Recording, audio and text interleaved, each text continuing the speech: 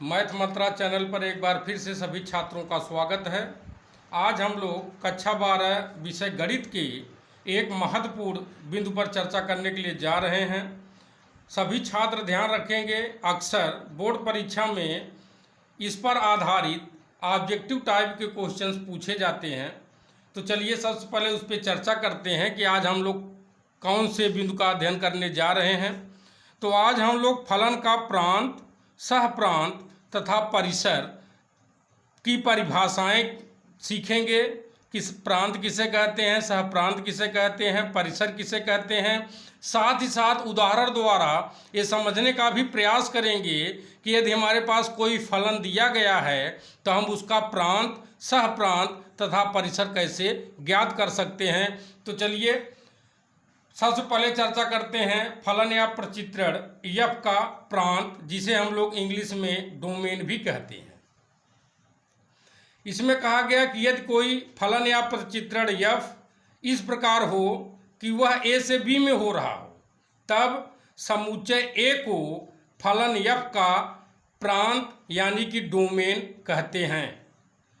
अब दूसरे पॉइंट पर आते हैं। दूसरा बिंदु क्या है, फलन या प्रचित्रण एफ का सहप्रांत, जिसे हम लोग इंग्लिश में कोडोमेन कहते हैं। इसके लिए कहा गया कि यदि कोई फलन या प्रचित्रण एफ ऐसा हो कि जहां फलन या प्रचित्रण ए से बी में हो रहा है तब समुच्चय बी को फलन एफ का सहप्रांत यानी कोडोमेन कहते हैं। अब आगे चलते हैं, देखते हैं कि परिसर या रेंज की परिभाषा क्या होती है। फलन या प्रचित्रण एफ का परिसर यानी कि रेंज, यदि कोई फलन एफ जहां ए से बी में हो रहा हो, यानी कोई प्रचित्रण या फलन दिया गया है एफ जो ए से बी में हो रहा हो, तो समुच्चय बी के उन अवयवों का समुच्चय जो ए के किसी न किसी अवयव का प्रतिबिंब हो, यानी कि समुच्चय बी के उन प्रतिबिंबों का समुच्चय जो समुच्चय ए के किसी न किसी अवयव के प्रतिबिंब हो, उन्हीं के समुच्चय को ही हम लोग फलन या प्रचित्रण का परिसर या रेंज कहते हैं। चलिए अब इसको एक उदाहरण द्वारा समझने का प्रयास करते हैं। देखते हैं कि एक उदाहरण दिया है जहां एक समुच्चय ए है, दूसरा समुच्चय बी है, जबकि फलन या प्रचित्रण ए से बी में हो रहा है। तो ए के अवयव 1, 2, 3, 4 हैं, जबकि बी के अवयव ए, बी, सी, डी, ई हैं। अब हम यहाँ से देखते हैं कि फलन या प्रचित्रण एफ का प्रांत, सहप्रांत या परिसर हम कैसे ज्ञात कर सकते हैं।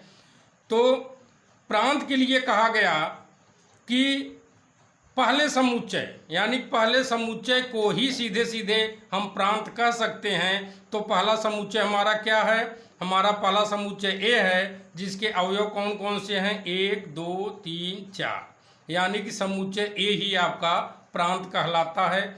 अब हम लोग सहप्रांत की ओर चलते हैं। तो दूसरा समुच्चय, चूंकि यह फलन या प्रचित्रण ए से बी में हो रहा है, इसलिए पहला समुच्चय ए हुआ, जबकि दूसरा समुच्चय बी हुआ।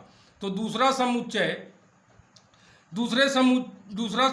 बी को ही हम सीधे सीधे क्या कह सकते हैं, फलन या प्रचित्रण का सहप्रांत कहते हैं। तो बी में हम देखते हैं कौन कौन से अवयव हमारे पास हैं। तो फलन या प्रचित्रण एफ का सहप्रांत बराबर हम लिखते हैं मझले कोष्टक में ए, बी, सी, डी, ई, यानी कि समुच्चय बी, सीधे सीधे समुच्चय बी हमने लिख दिया। अब हम देखते हैं कि किसी दिए गए प्रश्न से हम लोग परिसर कैसे ज्ञात कर सकते हैं। तो परिसर के लिए बताया गया कि दूसरे समुच्चय यानी कि बी के उन अवयवों का समुच्चय जो समुच्चय ए के किसी न किसी अवयव के प्रतिबिंब हों। तो यहाँ हम देखते हैं प्रतिबिंब, 1 का प्रतिबिंब क्या है, ए है, 2 का बी है, 3 का सी है, 4 का डी है। तो इस तरह हमें परिसर या रेंज क्या मिला, ए, बी, सी, डी। तो इस तरीके से आज आप लोगों ने देखा कि फलन का प्रांत किसे कहते हैं, सहप्रांत किसे कहते हैं तथा परिसर किसे कहते हैं। साथ ही साथ एक और महत्वपूर्ण बिंदु है, उस पर भी हम लोग चर्चा कर लेते हैं। फलन का प्रतिबिंब, जिसे हम लोग इंग्लिश में इमेज कहते हैं, तथा प्राक प्रतिबिंब जिसे हम लोग इंग्लिश में प्री इमेज कहते हैं। इसके लिए कहा गया कि यदि कोई फलन या प्रतिचित्रण यफ इस प्रकार हो कि वह यक्ष से वाई में हो रहा है, तब हम मान लेते हैं कि मान लिया समुच्चय यक्ष का कोई अवयव यक्ष। यहाँ पर देखेंगे सभी छात्र यक्ष 2 बार लिखा गया, पहली बार कैपिटल लेटर में लिखा गया जबकि दूसरी बार स्मॉल लेटर में लिखा गया। तो कैपिटल लेटर के लिए हमेशा समुच्चय के लिए यूज किया जाता है, जबकि स्मॉल लेटर हमेशा अवयव के लिए यूज किया जाता है। फिर से हम वापस आते हैं। मान लिया समुच्चय यक्ष का कोई अवयव यक्ष समुच्चय वाई के किसी अवयव वाई से संबंधित है, तब वाई को यक्ष का प्रतिबिंब कहते हैं तथा यक्ष को वाई का प्राक प्रतिबिंब कहते हैं। इसे वाई बराबर यफ यक्ष या यफ यक्ष बराबर वाई से निरूपित करते हैं और इसे हम इस प्रकार पढ़ते हैं कि यक्ष का यफ प्रतिबिंब वाई है तथा वाई का यफ प्राक प्रतिबिंब यक्ष है। तो इस तरीके से इसको और आसान तरीके से समझने के लिए हम एक और उदाहरण लेते हैं, खास करके प्रतिबिंब और प्राक प्रतिबिंब को समझने के लिए।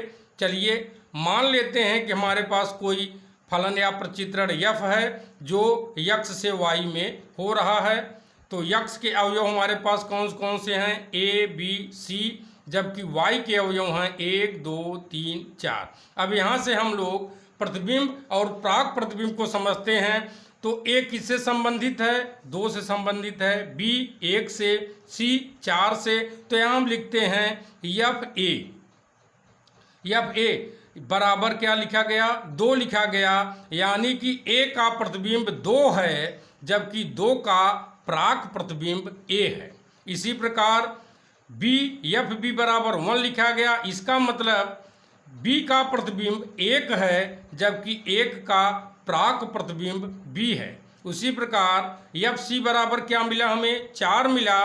तो सी का प्रतिबिंब क्या है? 4 है जबकि 4 का प्राक प्रतिबिंब क्या है? सी है। तो इस तरीके से आज आप लोगों ने सीखा कि फलन का प्राण, सहप्राण तथा परिसर किसे कहते हैं। साथ ही साथ आप लोगों ने ये भी सीखा कि यदि हमारे पास फलन या प्रतिचित्रण दिया हो तो हम प्राण, सहप्रांत या परिसर कैसे ज्ञात कर सकते हैं। साथ ही साथ आज आप लोगों ने सीखा कि फलन या प्रतिचित्रण का प्रतिबिंब यानी कि इमेज किसे कहते हैं। साथ ही साथ फलन या प्रतिचित्रण का प्राक प्रतिबिंब यानी कि प्री इमेज किसे कहते हैं। यदि आप लोगों को ये अच्छे ढंग से समझ में आ रहा है तो हमारे चैनल पे आइए, मैथ मंत्रा चैनल को सब्सक्राइब कीजिए, हमारे वीडियो को लाइक कीजिए, अपने दोस्तों के साथ शेयर कीजिए, ताकि भविष्य में जो भी गणित से संबंधित खास करके UP board, MP board, Bihar board, Rajasthan, जहां भी एनसीईआरटी की किताब चलती है,